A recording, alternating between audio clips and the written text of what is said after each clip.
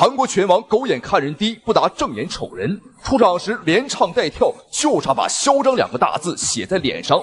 全场的韩国观众都兴奋不已，激动鼓掌。韩国主持人更是亲自替他吹牛。好好请教 ，Made in China No， Made in Korea China。然而被他们瞧不起的中国年轻小伙，内心当中早已计划好如何争回这口气。乱拳打的韩国拳王金世基头破血流，甚至被揍瞎了眼睛。这一幕看得韩国观众一脸蒙圈，根本不敢相信眼前所发生的一切。这个嚣张的韩国拳王就是金世基。老的拳迷粉丝对他绝对是不陌生了，因为这个家伙已经不是第一次瞧不起我们中国选手。他曾经瞧不起我们中国的不败王者死神方便，结果差一点就被打进了棺材里。结果这个家伙呢，记事不记打，还是瞧不起我们中国选手。我们注意看，这个家伙在面对我们中国选手的时候甚至不愿意睁开他的狗眼，不拿正眼瞅人。而这一次，观众朋友们，我只能说他又一次惹错了人。我们注意看眼前正在出场的小伙子，来自我们中国的张扬。他被全民粉丝称为少林小子，因为张扬在9岁的时候便进入到少林寺塔沟武校来学习中国传统武术少林拳。那到现如今，他已经练习了长达10多年的时间。这一次22岁的张扬也是孤身一人来到了韩国首尔，就是来挑战金世基。好，闲话少说，双方比赛正式开打。很好辨认蓝色短裤是张扬，而白色裤衩来自韩国的金世基。金世基在韩国的知名度是相当之高的，可以说是家喻户晓。甚至有韩国人把他比喻为我们中国的成龙。我只能说，这帮韩国小棒子就是喜欢的往自己脸上贴金。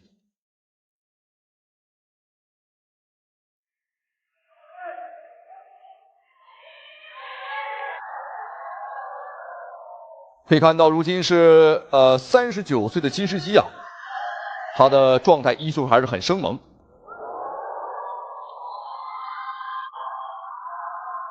但张扬的防守相当不错，非常的紧实。好，接腿涮摔，这是我们中国选手呢比较常用的一个技术一般外国人还真不会。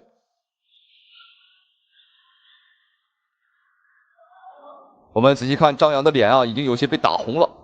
这位年轻的小伙子今天是客场作战，所以说呢刚开始有点不太适应。好，顶膝，刚刚这一下很犀利有顶到。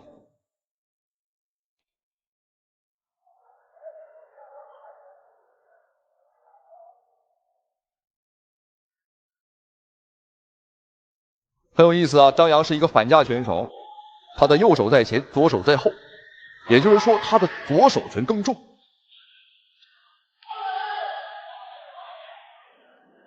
正蹬。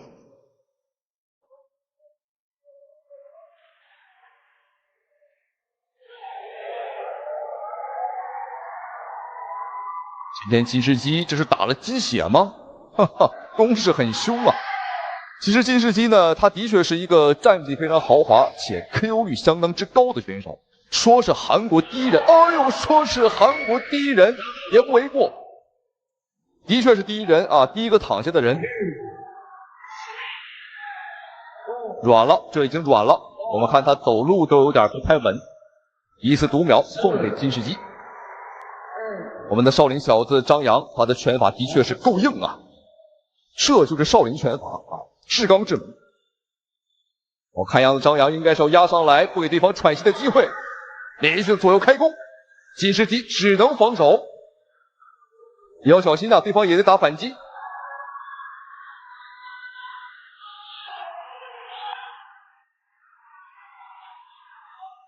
松飞机。我们看金世基呢，已经是没有什么还手的余地了。脖子软了，幸亏比赛结束第一回合，铃声救了金世基一条小命。你跳舞你怎么不跳舞了？你怎么不唱歌？你怎么不嘚瑟了？这就是瞧不起我们中国选手的下场。当年他就是这样瞧不起死神方便啊，结果被方便在第3个回合呀，差一点打进关赛。当时全场的韩国观众都懵了，他们没有想到，他们引以为傲的国宝级拳王啊，被揍得这么惨。我们看张扬这个小伙子啊，有一股冲劲儿，在所有人都瞧不起他的时候啊，他也没有做出太多的回应，因为他知道和这帮井底之蛙去这个争论呐，也没什么意义。现场的韩国举牌的女郎啊，这个我觉得我们都应该来韩国参加比赛啊，也可以一饱眼福啊。好，休息完毕，比赛继续。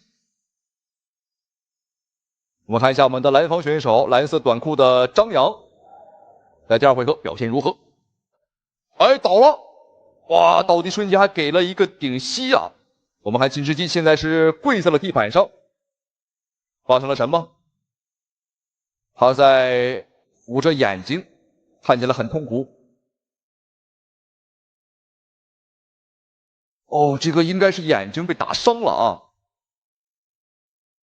哎呦，睁不开了，本来这个眼睛就不大，经过这一脚，这还能打吗？哦，张扬这脚踢得够准啊！豆丁大小的眼睛能踢到。哦，仔细看的话，应该是踢开了一个口。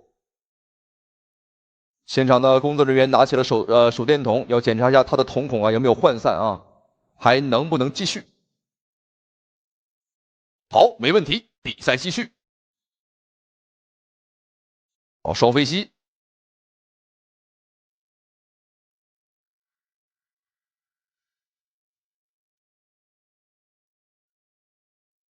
计时机只能抱头防守，计时机只能抱头防守。比赛结束，我觉得这应该结束了，因为计时机这个状态呢，你看已经是完全不想起来了啊，不想打了。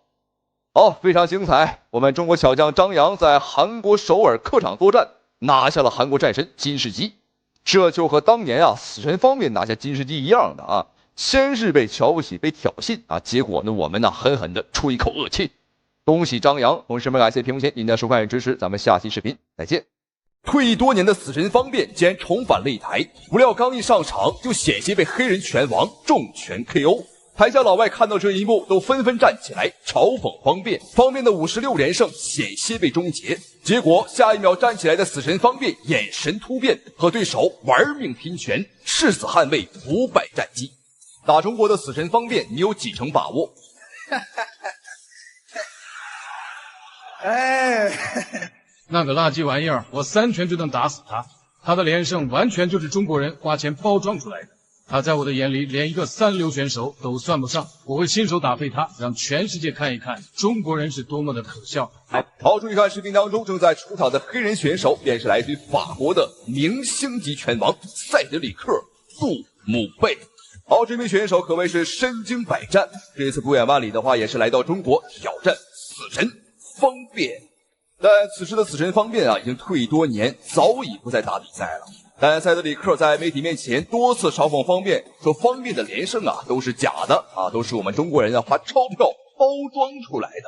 最过分的是，他竟然还拿死神方便和武僧一龙做起了比较。他说方便和武僧一龙都是假把式，都是冒牌货，都是不经打的垃圾玩意儿。这一番触及底线的言论彻底惹恼了方便。你可以说方便实力不行，你可以质疑方便，但是你绝不可以说方便与虫为伍。方便是实力悍将，而一龙呢，他是网红这完全不能相提并论。所以方便无论如何都咽不下这一口恶气，因此决定重出江湖，誓死捍卫自己的荣誉。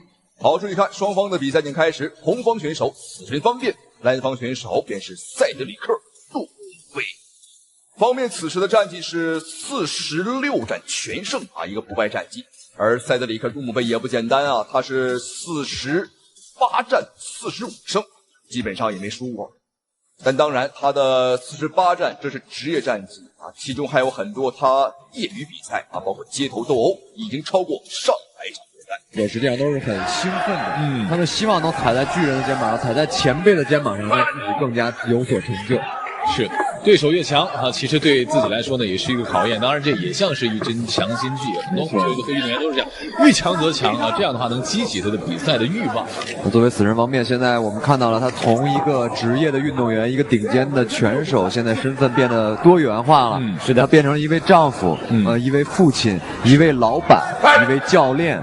在这么多重身份的同样的在身份的混杂中呢，方面是如何摆平这样的关系？对方是做了一个狙击。对于方面的状态会不会因为这样多元化的身份而下降？我们也再看一下他擂台的表现。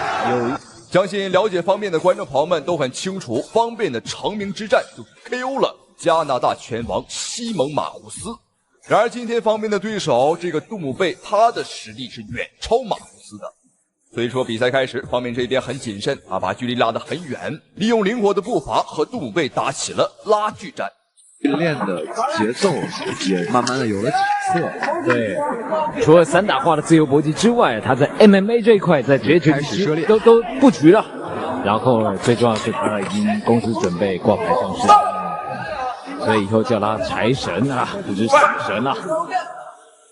现在在这样的一个局面下，对方还是打得比较稳健，对，出技术出的也不多，是，而且可能也是碍于方便当年的一个前后手，还有一个迎击，前后手直接连死马库斯以后呢，很少有选手现在给方便上来就会打对拼了，漂亮，低位的摇臂，前手的平勾，后腿扫踢。而且啊，方便善于做4线的针对性训练，没错，他会找这个靶子来模仿他的对手来喂招。相对于其他的我们的散打出身的选手呢，方便的移动能力以及自己的一击必杀的能力是在这个同行里面还是属于佼佼者。那他知道他的拳法连续性不够是他的短板，没错。哎，方便小心啊，一个迎击被抓到。方便在这场比赛，两人的作战风格完全是截然相反。此人方面沉着冷静，他还在适应比赛；然而这个杜姆贝则是来势汹汹，一心只想要 KO 方面来证明自己。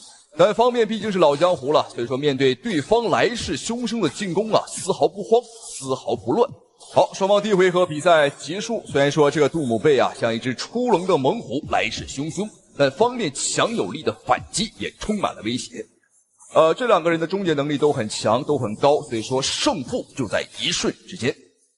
第2回合的比赛啊，从这第一回合的最后1分钟看，这场比赛看来是很难善终啊。是，双方都是奔着把对方直接击倒或者撂平在这个擂台上为主要目的的。你说其实这样的比赛，这双方都憋了一口气儿啊，我们看谁能先发制人。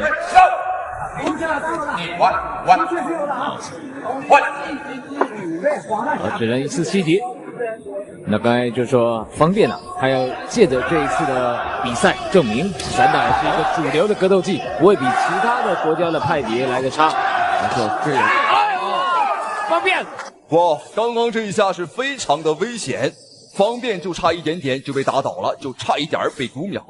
但好在死人方面这边的起身速度比较快，所以说没有吃到裁判的读秒。好，裁判警告杜姆贝，你不可以打后脑。对方这个假模假样的还举起了弓来向方便道歉。要知道赛前这个杜姆贝可以说是非常的猖獗他说方便的46战全胜全部都是花钱包装出来的，都是假赛，都是假的。而且最过分的是，他还说方便和武僧一龙是一路货色，那这对于方便来讲完全就是奇耻大辱这方面在避其锋芒找着机会。这个看这对方兜拳了，在攻击，方面在追击对方，方便头连续中了3拳，方面还了1拳。目前方便的防御有点被打穿了，要小心。对方的报价报的比方面要严一些，方面呢还主要是以这个前手在前面刺着，来控制距离，不想让对方打进来。方便这个头部的摇闪也要注意一下，要注意一下。从现在这个场上的状态看，我们看这个杜姆贝的发挥还是不错的。的确，在第2回合，杜姆贝的优势还是慢慢的建立了。方便可能不能再拼拳了，是方便的找机会。如果让二老师给方便一些建议的话，你会有什么样的一个建议？如果是我上头啊，如果是我的话啊，这个时候我认为应该避其锋芒。方便毕竟有优于对方的移动能力。对方这个打后脑打得非常的明显，而且真的是没有想到这个黑人选手杜姆贝竟然如此的无耻，他迟迟打不开局面，竟然来攻击死神方面的后脑。要知道比赛当中呢，打击后脑这是最可耻啊，最严重的违规了，因为一不小心有可能会打出命案。双方拼拳，死神方面完全不落下风。这一下的话是重心失衡，自己把自己击倒了，完全没问题。不算读秒，划算，打的有点不冷静了。是，方便这时候实际上避其锋芒，让对方的整个的这一回合的气势压下去以后，再从第2回合再找回来，我认为是一个更加稳妥和安全的办法。好，双方第2回合比赛结束，方便拒绝和杜姆贝碰拳，完全没问题，因为对方的手段和打法太过于卑鄙啊，是一个为了赢不择手段的家伙。在第2回合的时候，他已经连续2次击打方便的后脑啊，这理论上来讲，我觉得呀，判他输都是应该的。打击后脑如果打准了，一拳就可以把人打死。在此之前的所有拳击擂台打死人的事件啊，基本上都是打后脑造成的。好，双方的比赛来到第3个回合，也就是最后一场对局了。看一下方便的表现。过头啊，都过了头。那在上一回合当中，应该说稍稍的有一点劣势，一定要小心，对方在找机会了。最后这个很重要了。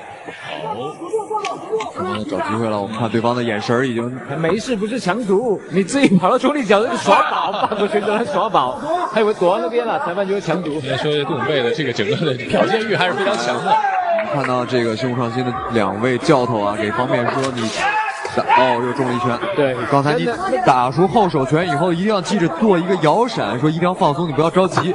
方便这个时候心态有一些这个有点着急，手都不拿高啊。其实没有必要，方便目前还是有。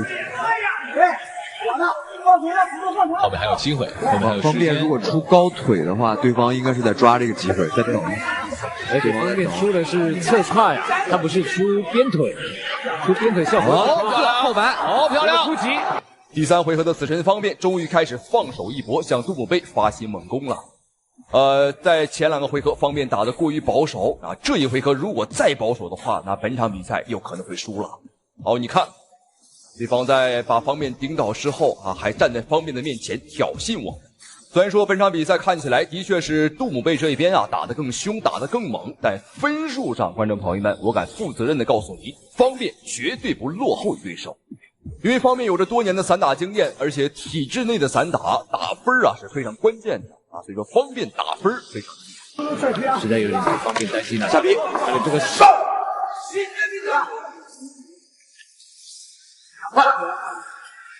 拿下，拿下来，可以天天再天天。我相信啊，依然采取的是非常习惯的这个套路啊。车踹前后手的转控制，方便现在整个战术变为控制了。我们看已经不再打进去跟对方对拼了，但是动作太大了，他的腿法动作太大，没有隐蔽性。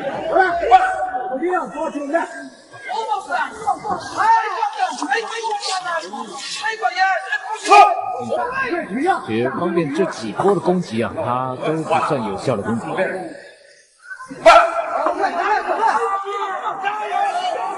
时间呢在慢慢的推移，我们看看双方是不是有什么样的战术的变化。看杜姆贝整个的拳法技术呢，还是以这种抡摆为主。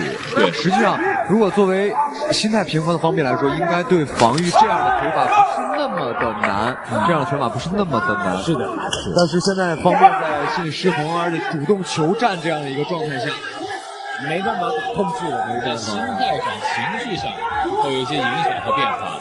而其实刚才说了，杜姆贝他这个整个看一下，你来看看结果。平局，加赛一局。这样出。这场比赛的结果有点超乎我们的意料，没有想到竟然是加赛一局。一般来讲，如果第4回合是决胜局，那么前3个回合的表现啊，完全可以忽略不计。那接下来裁判需要看的就是这最后1个回合的表现。所以说，接下来2名选手肯定会毫无保留，倾尽所有，玩命的打，玩命的拼啊！因为这是最关键的1个回合了。为了摇臂直接钻进来了，但是方便被撞到头啊！杜武卫高扫，这高扫是透过拳套打中，打到自己。双方对拼拳，方便直接前手刺拳拿臂往外一顶，看来方便就是要打距离了。是，而且这第4回合靠到对方身上了。把整个前冲都冲过去，这样会很危险。方便现在还是在打游移。我们非常希望方便，我觉得方便3回合打完，整个的情绪也冷静下来了。对，就这一回合应该说呢有所调整，而且呢非常重要。而且方便做了很多后摆踢啊，就是后摆踢没有配合假动作的话，是基本上踢不到。特别是在对方如果不前防备的时候，决胜局就是决胜局。这一下把方便和杜姆贝所有的能量、所有的招式啊，全部逼了出来。现在的战况很激烈，但方便呢，毕竟是我们的不败王者，他还是很沉着冷静啊，没有盲目的去进攻对手。反倒是这个杜姆贝，因为前3个回合打得太猛啊，第4回合他有点泄劲儿了。现在的他有点没劲儿了，打轮胎要打出来的，所以呢拳呢是很重的。相对来说，对方的拳没有方便的拳突发速度快，那这样方便可以一拳一拳累积自己的优势，也是一个不错的战术。是的，而且现在看杜武贝，其实整个前几回合打的看起来好像这个比较有效果，但是其实真正的准确率还是比较差一些的。从这回合来讲，看方便应该一拳是一拳，一下是一下。目前的希望是跟方便打乱战，对，打白刃战。方便现在是没有给他这个机会。方便好像打的也是这个主意啊，方便一直在保持着移动，对的，移动，不断突袭，不断移动。好，对。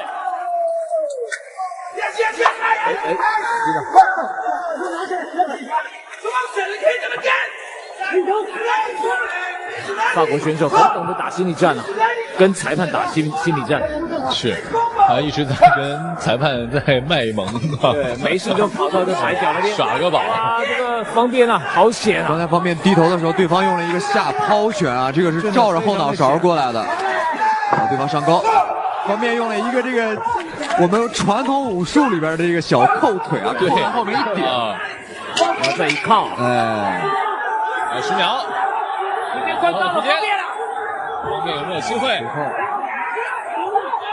再来一下，方便。对，你不要让气氛踩到。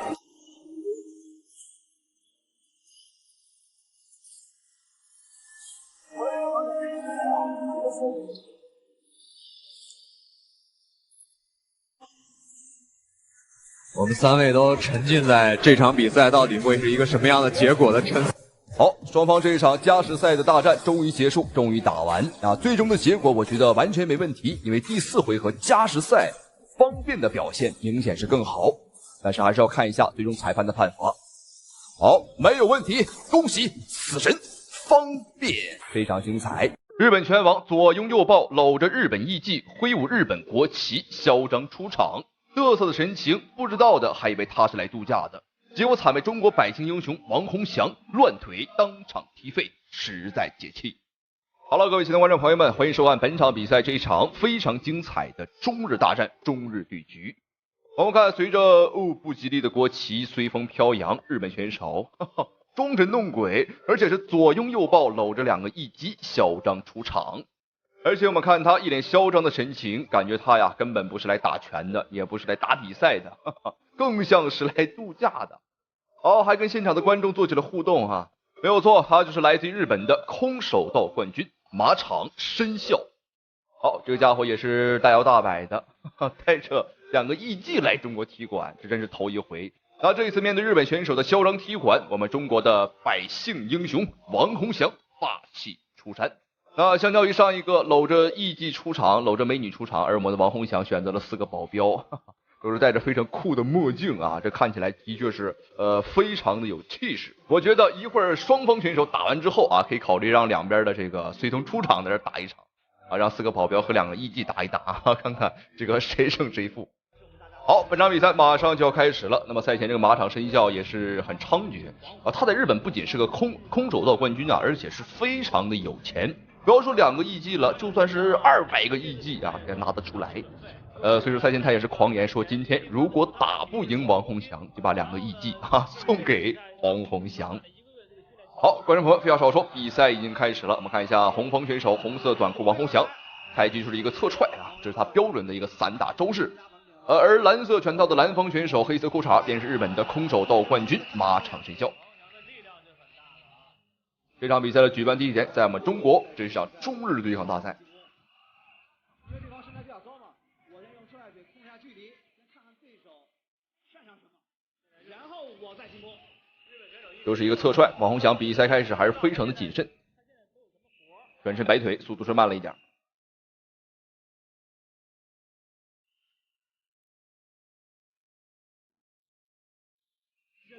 我相信屏幕前如果有老的拳迷粉丝啊，那您对王洪祥肯定是不陌生了。他也是一个草根级别的这么一个拳王。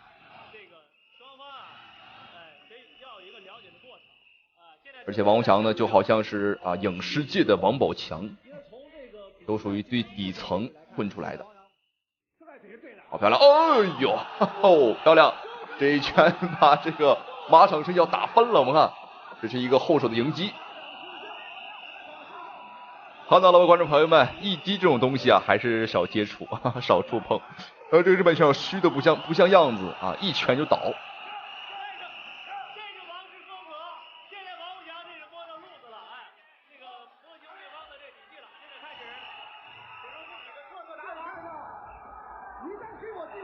好漂亮，又是结实的一个大摆拳，第2次啊，这是第2次击倒了。这个日本选手看起来很虚啊。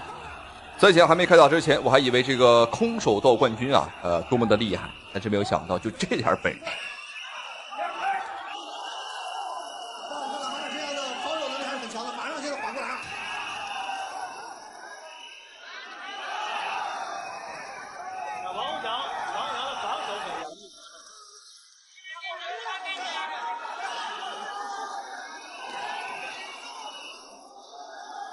通过这一段的调整，现在马场神效已经逐渐的苏醒过来。这时候王洪祥不要大意，因为对方非常擅长拳，他不跟你拼腿的情况下，控制下距离，再找机会，不要急。别看王洪祥的拳速不是很快，但是拳法的力道啊还是很足。王洪祥的优势很明显，而且对方的这个马场神效啊，他好像才不到30岁，但是我们看他的发型，这个头发都已经快秃了。那这个年纪啊，这种发型和他的日常生活习惯啊，和他这个纵欲过度啊，的确是有关系。据说他在日本啊，还养了100多个这种艺伎，没有错，因为他的他的父亲啊，就是开这种艺伎馆的。日本的这个艺伎啊，很有特点，他们呢多才多艺啊，会唱歌，会跳舞啊，还会陪你玩游戏。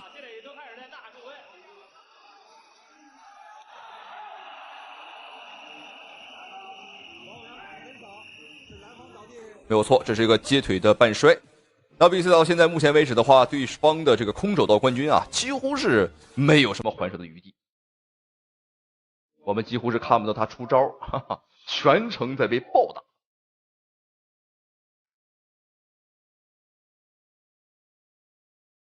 漂亮，转身边拳，但是王洪祥呢依旧是不敢懈怠啊，双手呢举得非常的高，对防守上还是很小心的。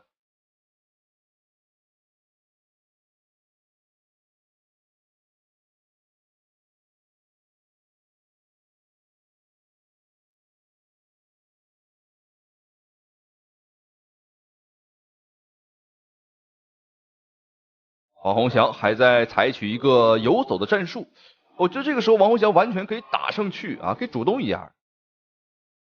但是王洪祥本身啊，他是比较擅长打这种游击战的啊。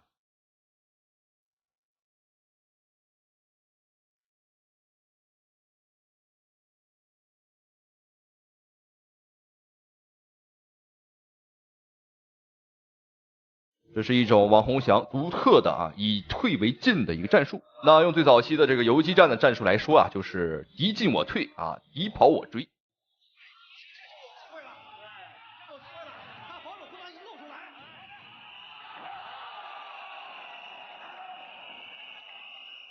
又是一个漂亮的带摔。王洪祥最牛的一场比赛是把这个日本选手中村大佐摔了60多次据说那场比赛把这个日本选手的尾巴骨给摔烂了。这场比赛相对来讲是少一些了，但是也不少这都已经是第5次了。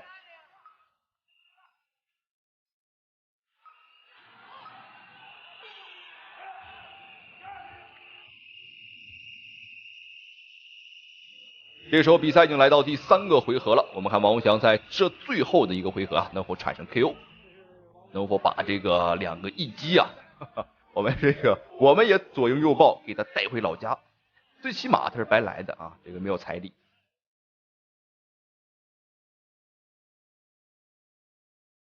我建议干脆送到王洪祥的老家把2个一击呢送去种地去挖土豆去。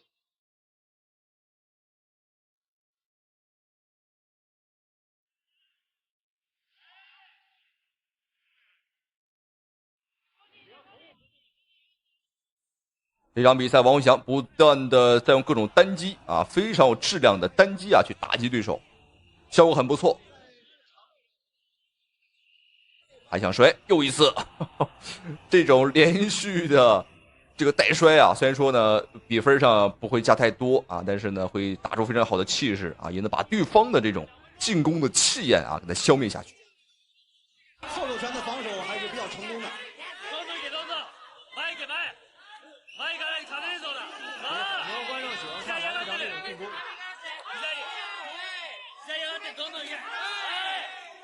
现在时间还不到，距离第3局比赛结果还有1分35秒，还有1分35秒。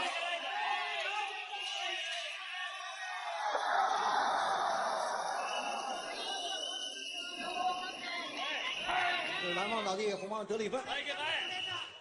好，比赛还剩最后的1分钟了，看一下王洪祥还有没有机会。今天我觉得日本那个马场身上付出在什么？他尽管想逼近对手，但是出拳太少，就是你的这个技术还没有发挥出来。他又从心理上有点惧怕王洪祥。再一点呢，你看他的不管他的前手拳包括后手拳，在今天比赛当中都没有施展。最后1分钟。那么这种输就是因为这时候刷对方的体能优势发挥出来，中大距离不给对方后呼拳的机会。